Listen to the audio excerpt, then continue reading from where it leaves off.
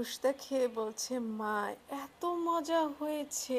বেশ অনেক দিন আগে আমার মেজো চাচি বাসায় এসেছিল বেড়াতে। ঠিক বেড়াতে না, তার একটা ডাক্তারের অ্যাপয়েন্টমেন্ট ছিল, যার কারণে তাকে ঢাকায় আসতে হয়েছে। আমাদের যত আত্মীয় স্বজন আছে, মা, চাচি, খালা, ফুপু, সবার থেকে বেশি মজা হচ্ছে আমার মেজো চাচির হাতের রান্না। সে অসুস্থ থাকার পরও তাকে পেয়ে আমার কাছে শুধু একটাই মনে হয়েছে, চাচির হাতের রান্না খাবো। তো চাচি আসার পরে আমার কাছে কিছু মাছের মাথা ছিল, যার কারণে চাচিকে বললাম, চাচি আমি রান্না করি, আপনি দাঁড়াই থেকে আমাকে শুধু বলেন যে কি করতে হবে। কিন্তু চাচি আমাকে কিছুই করতে দেয় নাই, সে নিজেই পুরোটুকু রান্না করেছে। কিন্তু আমি তার সাথে দাঁড়িয়ে থেকে দেখেছি যে চাচি কিভাবে বসিয়েছে, রান্না করেছে, এতটুকু আমি দেখেছি। এরপর থেকে আমি চেষ্টা করি যখনই মুড়ি ঘন্ট রান্না করব চাচির স্টাইলে রান্না করার। যদিও চাচির ধারে কাছে আমি যেতে পারবো না, কিন্তু যথেষ্ট রকমের মজা হয়েছিল। আজকেও ভাবলাম একটা পাঙ্গাস মাছের মাথা ছিল,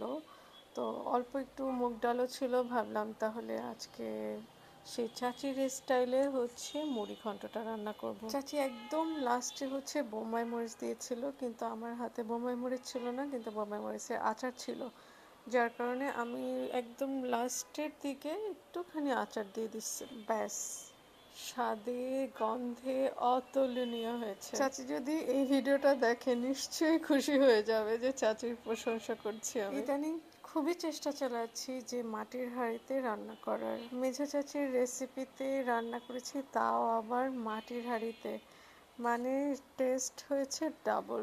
রুশদা খাচ্ছে আর বলছে, মা এত মজা, কি করছো, কিভাবে রান্না করছো। মেয়ের প্রশংসা শুনে তো আমি ভীষণ খুশি। আজকে যেন শুধু একটা টাইপেরই রান্না করেছে, সেটা হচ্ছে মুড়ি ঘন্ট। আর সারাদিন প্রচুর কাজ করতে হয়েছে, কাজ করার মুডটাও ছিল বেশ ভালো। পুরো ঘরের পর্দা নামিয়ে সেগুলো পরিষ্কার করে, রান্না যেহেতু করেছি সেহেতু পাকে ঘরটা খুব ভালোভাবে পরিষ্কার করার চেষ্টা করেছি। মাটির হাঁড়িতে রান্না করলে মূলত মাটির হাঁড়িটা আমি নিজেই পরিষ্কার করে রাখি।